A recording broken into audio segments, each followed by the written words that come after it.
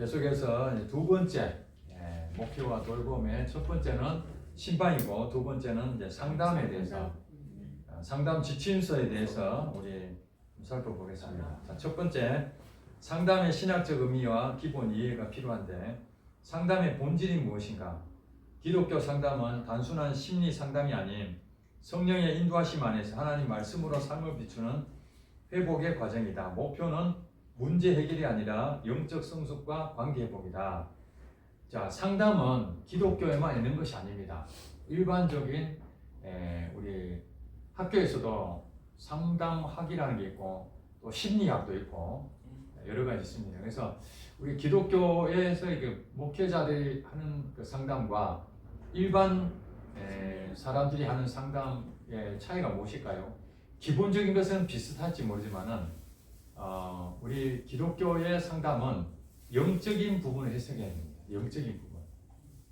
근데 그 일반 상담은 영적인 부분들은 고려하지 않냐고 눈에 보이는 현실적인 부분을 가지고 이론적인 부분들을 가지고 설명하고 있는 것이죠. 그렇기 때문에 우리 상담을 하는 목사님들은 일반적인 그 상담에 대해서도 배워야 되지만은 기독교적인 상담에 대해서도 많은 기관들이 상담에 대해서 교육을 하고 있으니까 가능하다면 거기 가서 공부를 좀 하시는 게 굉장히 유익할 것입니다. 자, 성경적 근거로 상담은 잠언 20장 5절에 보니까 사람의 마음에 있는 모략은 깊은 물 같으나 명철한 사람은 그것을 끌어내느니라. 상담하면은 그 사람의 숨겨져 있는 게 있습니다. 우리의 그 의식과 무의식이 있다고 그러죠. 의식은 한 10%, 무의식이 90%가 그 정보가 있는데 우리 안에 있는 그 무의식 세계에 있는 그 내용들은 감춰져 있기 때문에 그것을 상담자가 적절하게 그것을 끄집어낼 수 있는 그런 능력이 필요합니다. 그래야 그 터치가 돼야 그 상처를 치유할 수 있고 그 마음을 공감할 수 있기 때문에 그렇습니다. 그리고 갈라디아 6장 2절을 보니까 너희가 짐을 서로 지라.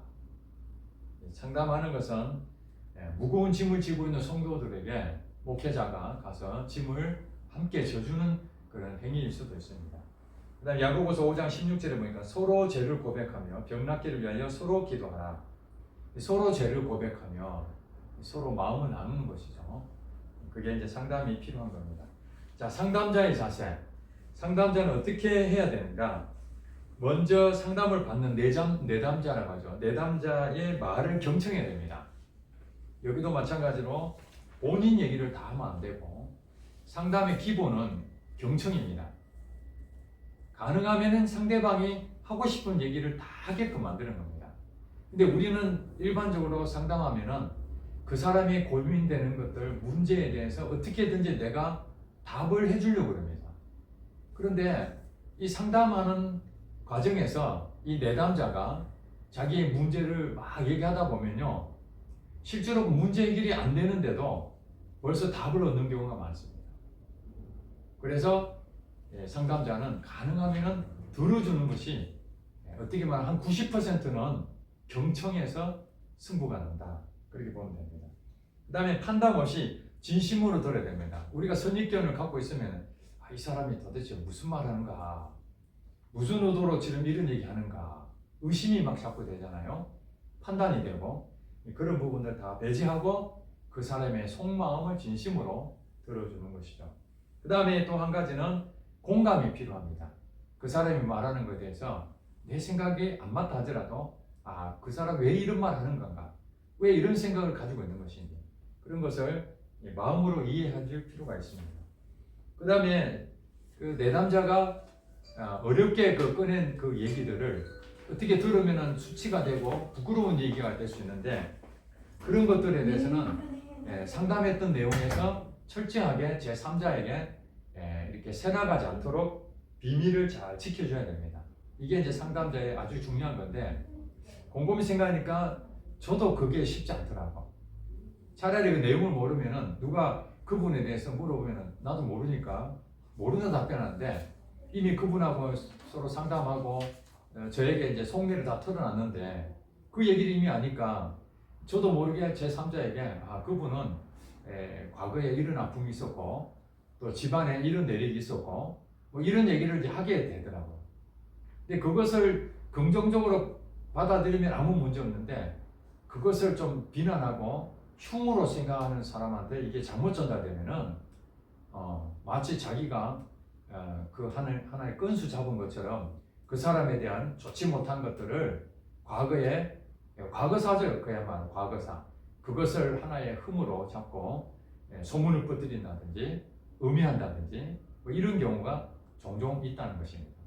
그래서 상담을 받을 때에 내담자들이 속내를 드러내는 것이 굉장히 두려워하고 쉽게 꺼내기가 어렵다는 것을 감안을 하셔야 됩니다.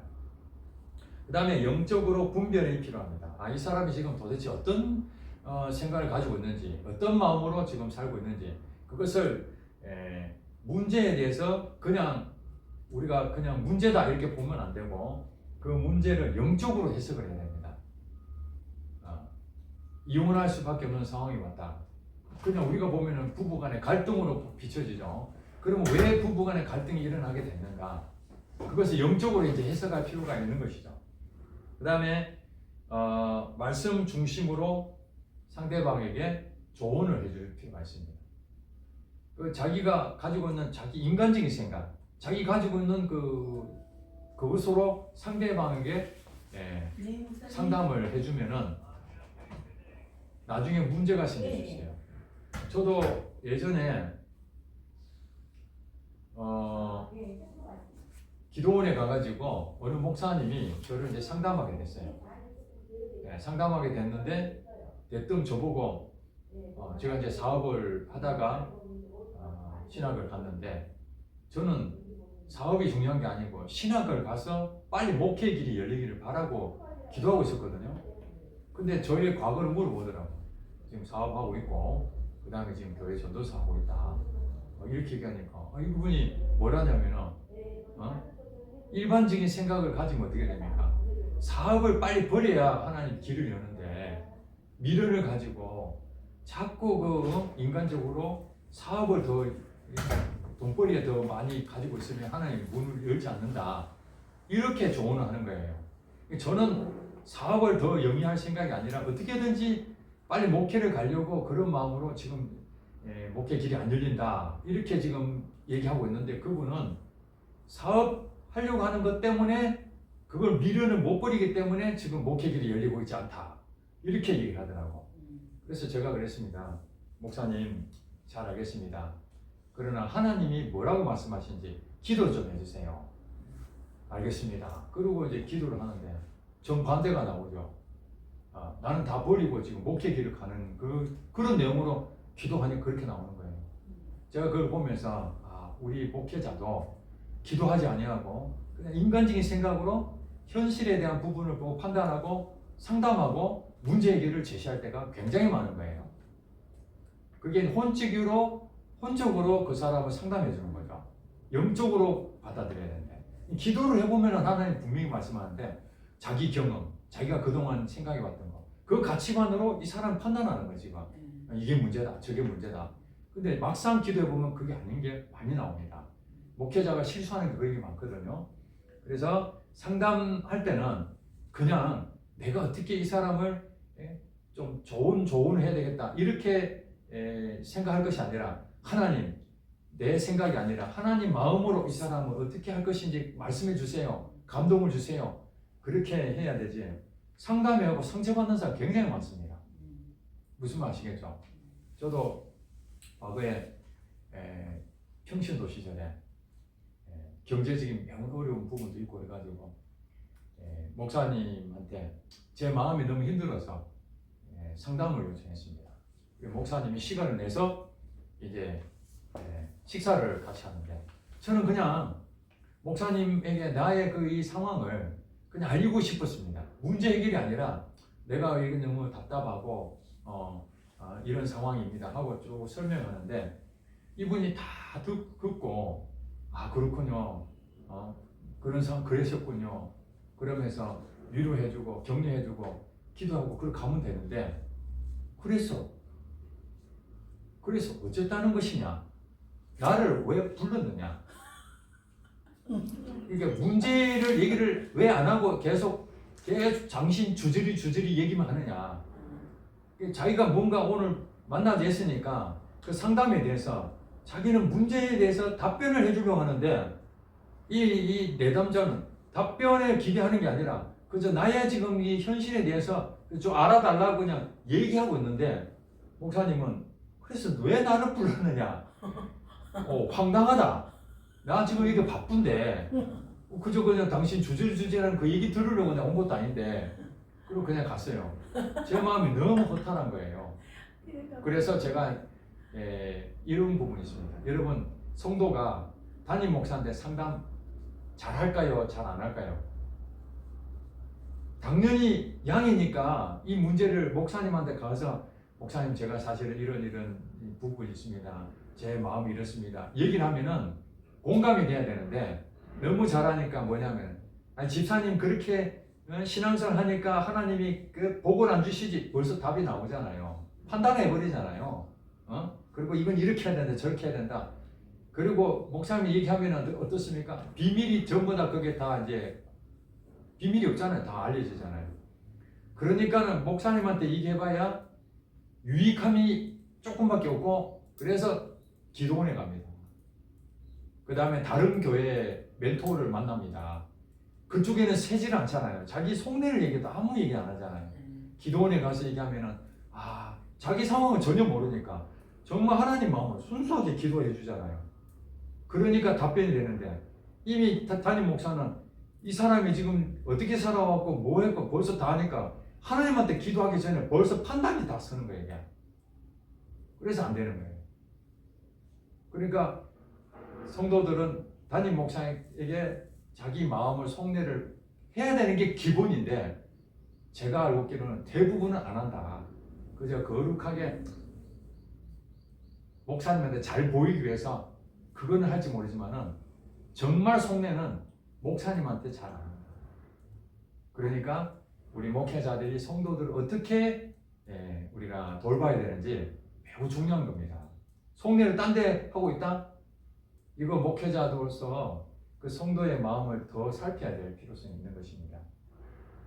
그 다음에 상담 그 준비와 절차가 있는데 상담하기 전에 준비를 해야 됩니다. 그냥 상담하는 게 아니라 상담자하고 내담자하고 약속을 잡을 거 아닙니까? 언제 하기로. 그럼 결정되면은 그때 마음 상태를 내가 영적으로 이 사람을 어떻게 케어를 해야 될 것인지 그러려면 우리 기도해야 되고 말씀을 묵상해야 되고 또 내 자신의 마음이 평안해야 됩니다. 내가 지금 경제적으로 어려워가지고 월세도 못 내서 지금 어떡할까 고민하고 지금 하나님 앞에 지금 고민하고 염려하고 있는데 성도가 목사님 상담 좀 하겠습니다. 그러면은 상담할 때에 그 얘기가 들리는 게 아니라 월세를 어디 가서 더 돈을 좀 꼬아야 되는지 이 지금 앞에서는 그 사람 얘기하지만 내 머릿속에는 지금 근심이 그게 나를 지배하고 있거든요. 그렇게 되면 상담이 안 되는 겁니다. 그러니까 우선 내 마음이 상담 받으러 오는 그분을 위해서 내 마음이 늘 평안한 마음으로 유지되기 위해서는 기도하고 말씀 준비하고 또 상대방에 대한 상황을 잘 파악하고 있어야 됩니다. 그 다음에 상담 목적을 명확하게 해야 됩니다. 이 사람을 위로가 필요한 사람이다. 이 사람은 어떤 방향을 제시를 해줘야 되겠다. 왜냐하면 어디로 갈지 선택을 잘 못하고 헤매는 사람 있잖아요. 우유부단한 사람도 많아요. 이리로 갔다가 갑자기 이리로 갔다가 한다 했다가 또 안 한다 했다가 그 방향을 제시를 할 것인지 아니면 이 사람이 어떤 그 죄의 문제가 있어서 회개가 필요하다는지 그런 것들을 잘 판단해 가지고 이 사람은 어떻게 인도를 해야 될 것인지 그것을 미리 준비를 해야 됩니다. 그 다음에 상담하는데 여러분 이제 그 교회에서 주로 상담도 많이 하지만은 이렇게 이제 교회는 좀 딱딱하다 보니까 좀 편안하게 하고 차 마시는 데 있잖아요. 차 마시는데 그런 데 가서 상담할 수 있거든요. 자, 그런데 보니까 정말 돗대기 시장처럼 너무 시끄러운 데가 있어요.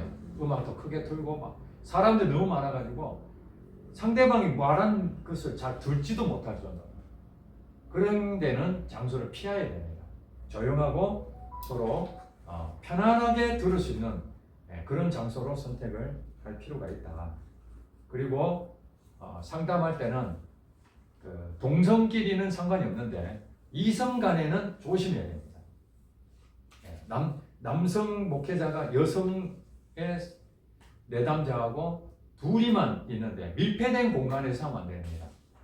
오픈된 장소에서는 누가 보더라도 이거는 오해할 수 없는, 오해하지 않는 그런 장소를 선택을 하면은 상관이 없는데, 뭐 모텔에서 이성 간에 상담을 하게 되면 오해가 있을까요, 없을까요? 우리는 아무 문제가 없다. 뭐 모텔이지만은 아무 문제. 모텔이 뭐 하는 곳입니까? 남녀가 같이 들어가서 혼숙하는 경우가 굉장히 많잖아요. 그런 자리에서 상담을 꼭 그런 데서 해야 될 필요가 있겠냐고. 그런 것이 실제로 안 했다 하더라도 오해 살 수가 있다. 이게 교단의 아주 그 지도자가 이런 일로 인해서 문제가 됐잖아요. 사실 여부 떠나서 이 문제로 사회적으로 큰 지탄을 받게 됐다는 것입니다. 그래서 여자는 남자를, 남자는 여자를, 동성지간은 상관없는데 이성지간에는 반드시 장소 문제를 잘 고려를 하셔야 됩니다. 그 다음에 다음 명령에는 우리 그 상담의 기본 절차가 있는데 물론 어떤 순서대로 이렇게 꼭 해야 된다는 건 아닙니다. 상담하는데 뭐 무슨 딱 정해놓고 뭐 예배 드리듯이 묵도부터 축도까지 딱 이렇게 순서대로 하는 게 아니고 대략 이런 분위기로 하는 것이 유익하다 이런 얘기입니다.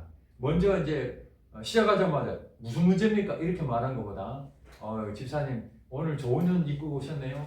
머리가 보니까 너무 이쁘게 오늘 치장하셨어요. 이러면서 인사를 하고 또 분위기도 좀 완화시키고 또 신뢰 관계를 형성할 수 있는 대화를 또 나누고 이러면서 자연스럽게 아이고 집사님 오늘 뭐 특별히 뭐 상담하고자 하는 부분에 어떤 문제가 있었습니까?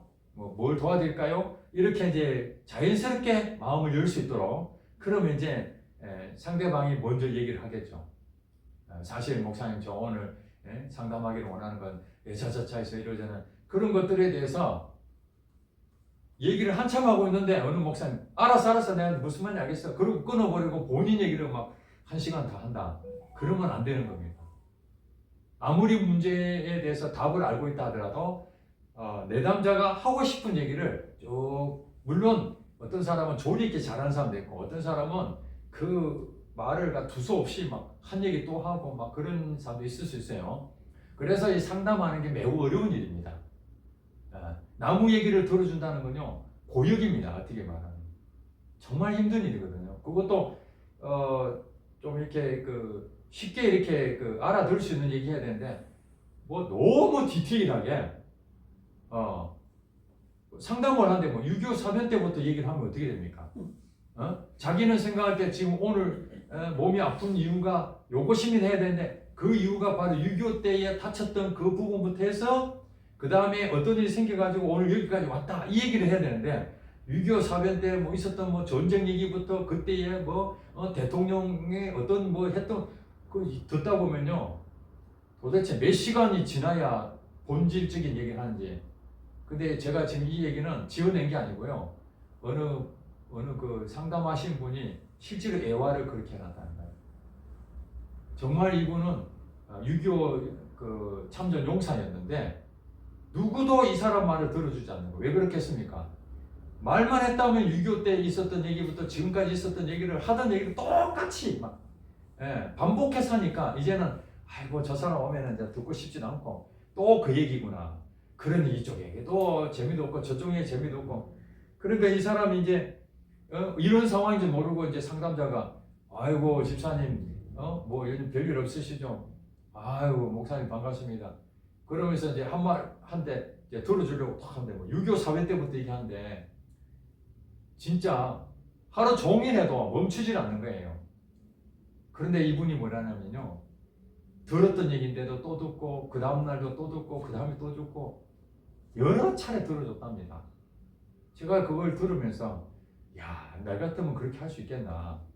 아마 한 30분 좀 넘어가면은 집사님 제가 좀 일이 있어서 사실 일이 없어도 뭔가 잘라야 되니까 구실을 만들어서 중단시키고 그 자리를 모면하려고 할 가능성이 많은데, 이분은 끝까지 들어주고 다 듣고 다 내용 아는데 그 다음에도 또 만나면 또 얘기를 또 들어준다는 거예요. 정말 그것이 상담자의 자세구나 하는 걸 제가 깨달았어요. 성도들 가운데에 정말 다양한 사람들이 있습니다. 그래서 자유롭게 말할 수 있도록 경청을 해야 되고, 그 다음에 들으면서 딴 생각을 하는 게 아니고, 이 사람이 지금 무슨 얘기를 할 것인가, 뭐 때문에 이런 얘기 하는 건가, 그것을 잘 살펴야 됩니다. 그 다음에 말씀에 대해서 이분의 적절한 말씀을 생각하고 성경적으로 자기 얘기가 아니라 하나님의 마음을 전달을 해야 됩니다. 그 다음에 마지막으로는 그분을 위해서 기도를 해주는 게 필요합니다. 그리고 다 끝나면은 이제 그분을 보내고 기록지에다가 이분에 대해서 상담에 대한 중요한 특징적인 부분들을 메모를 해서 그 기록을 남겨둬야 나중에 자료가 됩니다. 그리고 상담의 유형별 지침도 몇 가지가 있는데, 신방하듯이 상담도 여러 가지 상담이 있습니다. 자, 개인 상담이 있습니다. 그야말로 1대1 상담이죠. 이건 두 사람만이 이제 상담하는 겁니다. 이런 경우는 보통 이제 문제가 있거나 또 감정적인 어떤 그 부분이 문제가 있든지 아니면 신앙적인 어떤 갈등이 있었을 때에 개인적으로 상담하는 경우가 있습니다. 자, 이럴 때는 상담받는 사람과 상담자가 1대1로 하기 때문에 서로 신뢰가 있어야만 서로 공감이 빨리 됩니다. 그래서 상담 내용은 불안하거나 우울하거나 또 진로 문제, 고민거리나 또 신앙적 혼란, 죄책감 등 여러 다양한 부분을 안고 개인 상담하는 것을 여러분 아시고, 그 개인 상담을 위해서 이런 그 자료들이 있습니다. 거기에 적절한 그 성경이라든지 또 기도라든지 또 위로해줘야 될 그 공감적인 그런 부분들을 여러분 평상시에 준비가 되어 있어야 되죠. 갑자기 하면 어려우니까요. 그래서 자료를 많이 여러분들이 준비를 해두시니 좋을 것 같습니다. 그 다음에 개인적인 상담뿐만 아니라 부부가 상담하는 경우도 있고 또 가정 상담을 할 수도 있습니다. 자, 이런 경우는 이제 대부분 서로 갈등이 있는 거죠. 부부 간에 갈등이 있는 부분에서 어떤 한 사람의 문제가 아니라 두 사람의 공동 책임이기 때문에 각각에 대해서 어떻게 갈등을 해결할 것인지에 대해서 생각을 해야 됩니다. 그래서 부모와 자녀의 관계, 그 다음 전체적인 가족의 관계를 잘 살피고 상담에 임하는 것이 중요하다. 그 다음에 이제 부부 상담 말고 집단 상담이 필요할 때도 있습니다. 어떤 모임이나 단체나 거기에 있는 사람들 5명에서 10명 정도의 한 소그룹이라든지 이런 사람들 가서 나눔을 통해서 그들이 변화되는 그런 목적으로 상담이 필요합니다. 그래서 이제 서로 얘기를 들어줌으로써 이 상담을, 그러니까 개인적인 상담이 아니니까 집단적으로 공감대가 형성되는 그런 상담이 필요하다는 것입니다. 그래서 보통 보면은 청소년들 소그룹 모임이라든지 그 다음에 어떤 뭐 중독이 돼 있는 사람들 회복 모임이라든지 공통된 그런 어떤 공동체잖아요. 그런 데에 가서 공감될 만한 것을 집단적으로 상담해 주는 거죠. 자, 그 다음에 이제 네 번째로는 위기 상담이 있는데, 이거는 예상치 못한 어떤 갑작스러운 일을 당하거나, 뭐 요즘은 이제 뭐 반려견을 많이 키우잖아요. 반려견이 갑자기 뭐 사고로 죽는다든지, 그러면 사람이 죽는 것만큼 굉장히 충격을 받는 것 같아요. 그럴 때에 뭐 예배든지 아니면은 교회라든지 이런 부분에서 완전히 탈진해버리고 영적으로 침체에 빠지는 사람들도 굉장히 많이 있습니다. 그걸 빨리 파악해가지고 그 사람들한테 그 상담 신청을 해서 빨리 신방해가지고 그분 마음을 추스려주는 게 필요합니다. 이것은 뭐냐면은 장기적인 게 아니라 즉각적으로 우리가 말하는 인공호흡을 이렇게 하듯이 응급처치를 하는 것에 위로가 필요하다, 그렇게 봅니다. 그 다음에 영적 상담이 필요한데, 신앙적인 문제를 고민하는 성도들이 생각보다 많습니다. 어디에다 털어놓지도 못하고, 그런 사람들은 이제 적절하게 그 사람에게 이렇게 시간을 잡아가지고 지금 현재 신앙적으로 뭐가 고민되는지, 뭐가 궁금한 것인지 이런 것들을 자연스럽게 물어보고 그 마음을 이렇게 끄집어내는 게 필요합니다. 그 다음에 이제 네 번째로 상담할 때에 기본 원칙이 있습니다. 우리 신방에도 원칙이 있듯이 상담에도 기본 원칙이 있는데 특별히 유의사항이 있습니다. 자, 상담할 때에 가장 중요한 것 중에 하나가 말을 하는 것보다도 경청하는 게 우선이다. 상담자는 말을 많이 하는 것보다도 듣는 게 가장 중요하다. 무슨 말 아시겠죠? 90%는 상대방이 말을 하고 10%는 내가 말합니다. 그리고 대체적으로 상담받는 사람이 말을 하는 경우 통해서 대부분 자기들이 답을 알고 있습니다. 저 같은 경우는 상담을 해오는 사람들 가운데 두 부류가 있는 것 같아요. 한 부류는 뭐냐면은 본인이 진짜 몰라가지고 어떻게 선택해야 될지, 내가 어떻게 이 길을 가야 될지 몰라서 자문을 구하려고 상담을 요청하는 경우가 있습니다. 그런데 그런 경우는 듣고 어떤 그 부분에 제시를 해주면은 많이 공감을 합니다. 목사님으로서 이런 부분이 있구나. 그래서 결정은 본인이 내리지만 많은 참고를 하는 경우를 제가 봤습니다. 그런데 또 어떤 부분은 본인이 이미 다 결정을 하고 확인받으려고 상담을 요청하는 경우가 있습니다. 목사님, 제가 지금 신학교를 가야 될 것 같은데 가야 될지 안 가야 될지 목사님 얘기 좀 해주세요. 그러면은 신학교 갈 생각이 아직 정해진 게 안 했다면은 지금은 신학교를 가는 것보다는 조금 더 있다 가라든지 그러면은 좀 생각할 부분이 되네. 본인이 벌써 원서 접수 다 했고 신학교까지 다 끝나놓고 목사님 신학교 가야 될까요? 말아야 될까요? 확인 절차를 하는 겁니다. 그럴 때에 딱 보니까 신학교 지금 가면 안 되겠다 싶어요. 집사님 지금은 때가 아닙니다. 지금은 다른 일 하고 신학교 나중에 가세요. 목사님 제가 볼 때 신학교 꼭 가는 게 더 유리할 것 같은데 왜요? 여차저차해서 이런 게 좋습니다. 그렇게 해가지고 나중에 아무리 고민해도 본인은 이미 결정이 됐기 때문에 바뀔 경우가 거의 없었습니다.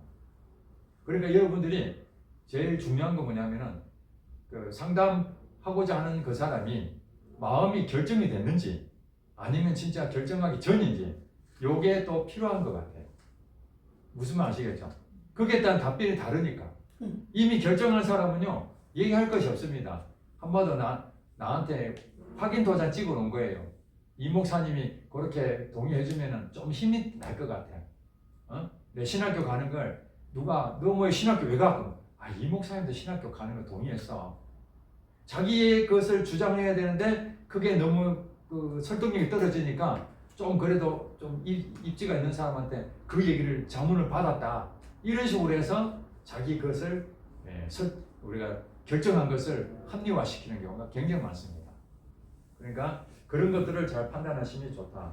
그 다음에 똑같은 얘기입니다. 자, 비밀 보장을 해야 됩니다. 상담 내용은 당사자 동의 없이 제3자에게 공유를 금지해야 됩니다. 그러나 자해나 폭력 위험이 있을 경우에는 보호자나 교회 지도부에 이것을 알리는 것이 필요하다. 그 다음에 마지막 장입니다. 자, 그 다음에 비판이나 정죄를 금지한다. 문제를 분석하고 난 다음에 이 사람이 보니까 신앙생활을 지금 엉망으로 하고 있단 말이에요. 그러면서 자기는 축복을 받기 위해서 세상에 말이지 하나님은 그럴 수 있습니까? 하고 막 그렇게 막 그냥 분노하고 그럴 수 있잖아요. 그럴 때에 당신 틀렸잖아. 그러고 막 그냥 책망하고 그러면은 그 사람이 받아들일 만한 그릇이 되면은 책망해도 괜찮습니다. 김지사 그렇게 살면 안 되지. 행동을 그렇게 해가지고 어떻게 복을 받겠어? 이럴 수 있는데 그 사람은 그걸 받을 만한 믿음이 없는 거예요. 하나님을 직접 만난 경험도 없고 그래서 자기 인간의 생각으로 교회는 열심히 다니는데 그런 사람들한테는 책망해봐야 소용이 없습니다. 그러면 어떻게 해야 될까요? 비판이나 정죄보다는 기도해주고 그 다음에 하나님을 더 깊이 만나라. 하나님을 더 가까이 하라. 이런 쪽으로 해서 하나님이 그 사람에게 깨닫게 하게끔. 그게 가장 중요한 겁니다. 우리는 문제 해결은 내가 결정을 하려고 하는데 그게 아니고 그냥 하나님한테 맡기고 그 사람에게 그냥 하나님이 당신을 해결할 것이라고 믿도록 연결해주는 역할도 필요하다. 그 다음에 전문 치료가 필요한 경우 즉시 연계가 필요하다. 기본적 상담만으로 불가능한 경우가 있습니다. 혼자 문제가 아니고 가족 전체가 연루가 되어 있다든지, 그 다음에 이거는 한마디로 쓴뿌리가 너무 깊고, 그 다음에 자라나온 환경이 굉장히 상처가 많고, 그런 경우는 하루아침에 되질 않거든요. 그건 이제 또 약물 치료가 필요할 수 있습니다. 순간마다 발작을 일으킨다든지 공황장애를 앓고 있다든지, 그걸 굳이 그 기도로 끝내려고 자꾸 그럴 것이 아니라 집사님 병원에 가서 그 의사 진찰도 받으시고 약도 좀 복용하시면 좋겠습니다. 기도도 하시면서 이렇게 연결을 하는 것이 무엇보다 필요하다. 그 다음에 상담 목표를 분명히 하고 너무 길게 끌지 않아야 됩니다. 상담을 너무 오랫동안 할 경우에는 쓸데없는 쪽으로 그냥 빠질 경우가 있거든요. 그러지 않도록 딱 고민되는 부분을 정확하게 핵심만 전달할 필요가 있다. 근데 상담이 다 끝나고 그 다음에 끝나는 것이 아니라 신방 기록 카드가 있듯이 상담 기록 카드가 있습니다. 그거는 이름도 적고 날짜, 그 다음에 어떤 내용으로 상담했는지 그 내용을 적고, 그 다음에 거기에 대해서 내가 어떻게 조치를 취했다든지 다음에 언제 한다든지 이런 부분에 대해서 거기에다가 특징적인 것을 상담 기록 카드에 작성하는 것이 좋습니다. 자, 그 다음에 특수 상황에 이제 상담할 때가 있거든요. 그럴 경우에는 상실 애도 상담, 갑작스러운 그런 어떤 위기를 닥치는 것과 같은 거죠. 그래서 이런 상태에서 상대방 얘기를 많이 들어주는 게 필요하다 그러죠. 갑자기 자녀가 죽었어요. 자, 자녀가 죽었다는 얘기는 그 부모 입장에서는 엄청난 큰 상실감이잖아요. 그죠? 자녀가 죽었는데 하나님이 데려가셨다. 그러면 생각해 보세요. 하나님이 선하신 분인데 우리 자녀를 왜 데려가셨어? 그러면은 데려가실 것 같으면 왜 우리 자녀를 주셨어? 이렇게 빨리. 여러분 동의하겠습니까? 다른 자녀들 같은 경우는 그럴 수 있을지 모르겠어요. 내 자녀가 나보다 더 먼저 하나님 앞에 갔다는 건 다 알고는 있지만, 하나님이 데려가신 거 알고 있지만 팩트를 알지라도 그것을 그대로 하나님이 쓰시려고 깜빵에 넣었어. 맞죠? 깜빵에 들어갈 수도 있죠. 그러나 깜빵에 들어가면 얼마나 힘드시겠습니까? 얼마나 고통이 심하겠습니까? 이렇게 위로를 하고 그 다음에 그 사람 마음이 이제 회복이 되거든. 하나님께서 감옥에 들어가는 것도 하나님 뜻 가운데 있지 않겠습니까? 요셉도 억울한 일 당했지 않습니까? 그랬는데 나중에 하나님께서 이스라엘의 큰 인물로 쓰셨지 않았겠느냐? 그러면 그때 받아들이잖아요. 근데 처음부터 그냥 고난 중개 너무 다 유익이다. 감수해라. 얼마나 크게 쓰시려고 하나님 주셨겠나? 그러면 그 정말 힘들게 있는 그분은 뭐냐면, 그러면 당신이나 당해라. 그런 마음 만들겠어요? 그렇게 좋은 거 있으면 당신이나 그래 위기 당하고 고난 많이 당해. 나는 안 당하고 싶어. 그러니까 그 상황을, 특수한 상황을 우리가 잘 판단을 잘 해야 됩니다. 그 다음에 두 번째는 중도 및 정신적 질환이 있는 상담할 경우에는 목회 상담이 100% 다 상담을 완벽하게 커버할 수가 없습니다. 그것을 인식하고 어느 정도가 영적인 부분까지는 가능하지만 실질적으로 우리 마음의 치유나 육적인 치유에 대해서는 다 정신과 의사라든지 일반 의사들 있잖아요. 그 사람 도움이 필요하고, 또 기독적으로 이 전문적인 훈련을 받으신, 교육을 받으신 상담센터가 있습니다. 그분들에게 맡겨도 됩니다. 단임 목사가 모든 것을 다 할 수는 없습니다. 그러니까 내가 잘 모르는 것들은 내가 다 하려고 하지 말고 그런 전문 상담 기관을 통해서 할 수 있도록 하면 괜찮다. 그 다음에 함께 예배나 기도로 동행하며 영적 지지를 계속 제공할 필요가 있다. 그 다음에 교회 내에 불화를 일으키는 사람들을 상담할 경우 있는데, 그거는 반드시 상대방 얘기도 들어야 된다는 겁니다. 필요시 중립적 제3자도 같이 동석해서, 왜냐하면 목사 혼자 들으면은 목사도 같은 편이다 이렇게 이제 오해할 수 있거든요. 그러면 누가 증명해 줄 만한 사람이 같이 동석하면은 그 소문이 잘못되지 않을 수가 있거든요. 그런 부분이 필요하다. 마지막으로 상담하시는 분들은 영적 자기 관리가 필요하다. 정기적인 기도와 말씀을 늘 묵상해야 됩니다. 그래서 우리가 목회자로서 내가 무너져 있으면은 신방이고 상담이고 아무것도 안 됩니다. 내가 항상 주님 앞에 바로 서는 말씀과 기도는 그래서 제자들이었던 12제자들이 그 예루살렘 교회에 성도가 막 늘어나니까 구제도 해야 되고 뭐 할 일이 굉장히 많잖아요. 복음도 전해야 되고 사역을 할 게 많은데 너무 많다 보니까 그들이 뭐랍니까? 기도와 말씀에 전무하겠다. 우리 사도들은 말씀과 기도에 힘쓸 테니까 나머지는 너희들이 좀 해. 그게 왜 그렇습니까? 그 영적인 부분의 그 중심이거든요. 그게 무너지면 안 되니까 우리 상담하시는 목사님들은 정기적인 기도와 말씀 묵상에 최선을 다해야 된다. 그 다음에 다른 목회자나 상담자와의 피드백이 필요하다. 또 내 자신만의 그 부분은 아니라 내보다 더 많은 지식을 가지고 있고 많은 경험 있는 분들의 조언도 필요하다는 거예요.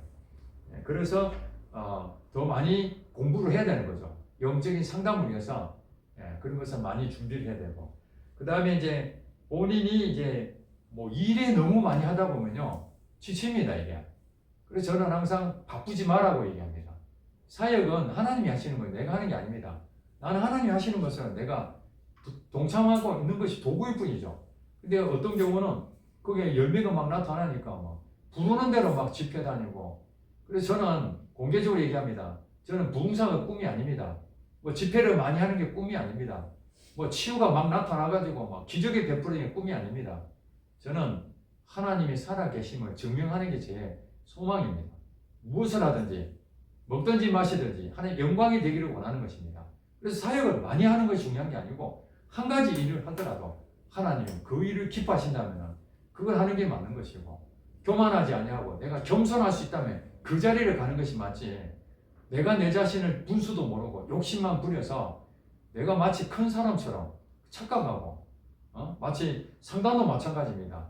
만약에 은사가 있고 그러면요 상담하는 사람들이 아무것도 안 보이면 상담할 게 없잖아요. 근데 상담하는데 그 사람의 영적 상태가 다 분별이 되고 그 사람 과거도 점점 하나님께서 지혜의 은사, 지식의 은사를 줘서 그 사람 마음을 다 살펴준다면 상담하러 올 사람이 어떤 마음이 되겠습니까? 야, 이분 신령하구나. 영적으로 대단하구나. 우리 기독교인들이 그 정보로 간다고 그러잖아요. 왜냐면 문제가 너무 많잖아요. 문제 많은 것을 어디다가 상담받겠습니까? 무당한테 가서 점치는 사람한테 상담받는 거예요. 무슨 말 아시겠어요? 왜 상담받으러 갑니까?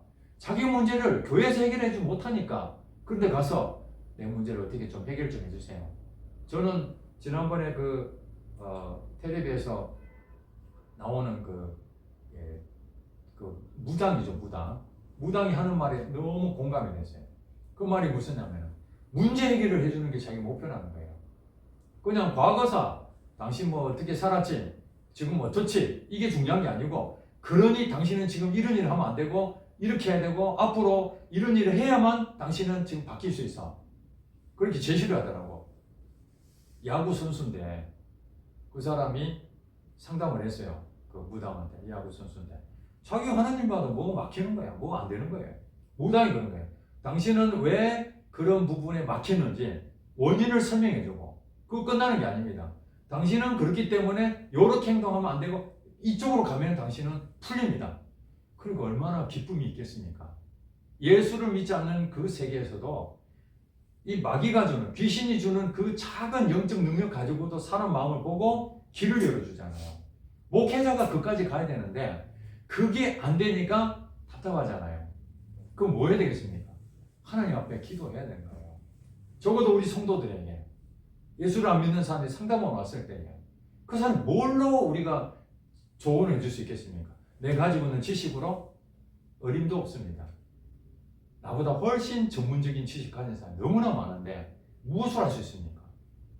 그러니 우리가 무언가 조금 있다 해가지고 뭐 대단한 것처럼 보이는데 그게 아니고 정말 그 사람을 살리기 위해서 은사가 필요한 것이고 정말 하나님이 나 같은 미련한 존재를 통해서 일을 하시기 위해서 은사를 주시는 건데 자꾸 은사가 나타나니까 그 은사를 보고 사람들 옵니다. 우리 전도사님도 지금은 뭐 눈에 보이는 게 없으니까 뭐 누가 오겠나 하지만 만약에 하나님께서 기도하다가 은사가 강력하게 임하게 되면은 이제는 뭐 김천에 막 소문 나가지고 너도 나도 막 갈 수도 있습니다. 그러면 어떤 일이 벌어지지 아십니까? 한편으로는 내가 이만큼 이제 큰 그릇이 됐구나 이렇게 만족해 할 수도 있지만 또 한편으로는 내가 교만해서 넘어질 수도 있겠구나 조심해야 되겠구나 두 가지가 다 있는 거예요. 근데 어디로 가야 되겠습니까? 망하는 길로 가면 안 되는 거죠. 망하는 길. 근데 사람은요 뜨거운 물에 손 대면은 바로 뜨거움을 하는데 아시다시피 깨구리가 죽는 것처럼 서서히 끓이면은 뜨거운지도 모르는 거예요. 은사가 한꺼번에 대단하게 나타나면 대단한 줄 알잖아요. 그러면 교만하면 안 되겠다는데 조금씩 은사가 없다가 점점 많아지고 막 사람들도 점점 몰리고 막 그러면서 이제 내가 이제 살만하구나. 저는 솔직히 얘기하면 그게 두렵습니다. 지금 저는 행복한데 복음을 전해야 된다는 그 사명 때문에 은사가 필요한 거지 나 자신에게 은사가 1도 필요 없습니다. 그게 나를 죽이는 일이 되기 때문에 독이 돼요. 제가 돈이 없는 것이 너무 행복해요. 만약에 내가 큰 교회 담임돼서 하면은 여기저기 돈 좀 지원해달라고 후원해달라고 굉장히 많이 올 겁니다. 틀림없이. 그래 어느 목사님 얘기하더라고. 그분이 교회가 좀 사이즈가 있으니까 수도 없이 와서 도와달라는 목사님 어느 단체에서 달라고 그래가 줬다는 거예요. 그런데 주는 사람들은 당연하게 생각하고 이번에 우리 예산이 좀 부족해서 마음은 있지만 도우기가 좀 어렵겠습니다. 큰 게 놈들이 더 나쁜 놈들이 하고 막 안 도와주는 거는 요거도 먹고 도와주면 당연하고 이게 큰 교회 목사님들의 애로점이라는 거예요. 큰 교회도 다 돈 있는 건 아니잖아요. 작은 교회는 저한테 돈 빌려달라는 사람 아무도 없고 그 다음에 도와달라고 오는 사람 아무도 없어요. 그게 얼마나 행복한지 아십니까? 돈이 있는데 오는 사람 거절하는 것도 얼마나 민망한 일입니까? 돈이 없으니까 오지도 않아요. 얼마나 편해요. 은사가 없으니까 아무도 안 와. 얼마나 편한지 몰라. 근데 은사가 넘치면 오는 사람은 줄 서서 맨날 전화와 목사님 상담 좀 하겠습니다. 안 되겠는데 저 시간인데 목사님 교만합니다. 누구는 해주고 누구는 안 해주고 목사님 언제적부터 그랬습니까? 목사님 얼굴 보기가 이렇게 힘듭니까? 옛날에는 막 그냥 매일 밥도 먹었는데 이제는 나도 안 만나줍니까? 그런 건 아닌데 그럴 수도 있잖아요. 내가 이렇게 얘기하는데 또 다음에 저 못 만난다고 이럴 수도 있어요. 내가 그런 게 아니라 상황이 그럴 수 있다고요. 인간이 그렇다는 거예요. 그게 두렵기 때문에 저를 제발 꼬시지 마시기 바랍니다. 저는 제 자신의 분수 이상으로 되면 난 망하기 때문에 나 하나님 앞에 마지막까지 가는 길에 안 망하도록 여러분 도와주세요. 제가 만약에 좀 한다면 목사님 똑바로 서세요. 지금 그러면 안 됩니다. 정신 차리세요. 이래야 됩니다. 아시겠어요? 아멘 안 하시네. 상담도 그렇다는 거예요. 상담도 진짜 잘하신 분이 있습니다. 팍 당하고 그냥. 그리고 기도원 같은 데 상담 많이 해주잖아요. 저도 사실은 목회자로서 세우기 전까지 너무 답답하고 영적으로 어디로 갈지 몰라가지고 기도원이든지 어느 집회든지 가가지고 다 기도받는 게 상담하는 겁니다. 기도바로 저 사실은 내가 이런 부분이 있습니다. 어떻게 하면 좋겠습니까? 나쁘게 표현하면 무당한 데 가가지고 내 진로를 지금 가고 있는데 왜 하면 좋겠나 이런 거는 똑같은 거예요. 어리석고 약하니까 자꾸 사람의 말로 기울이고 또 하나님이 내게 무슨 말 하는지 내가 잘 모르니까 또 물어보긴 하고. 그런데 우리가 상담자로서 비밀을 정확하게 지켜주고 그 다음에 하나님이 말씀하시는 것만 해야 되지 조금 안다 해가지고 하나님은 요만큼 얘기했는데 요만큼 얘기해가지고 말이야 하는 경우도 많고 이런 일들이 비일비재하다. 그러니까 우리는 항상 겸손하고 섬기는 마음으로 우리 성도들을 잘 잘 돌보는 여러분 되시기를 주님 축복합니다. 아멘. 기도하겠습니다. 하나님 감사합니다. 우리 목회자로서 앞으로 쓰임 받을 때에 양들을 성도를 잘 보살펴야 되는데 우리 자신이 하나님 앞에 무너지지 않도록 내 자신을 먼저 살피고 바로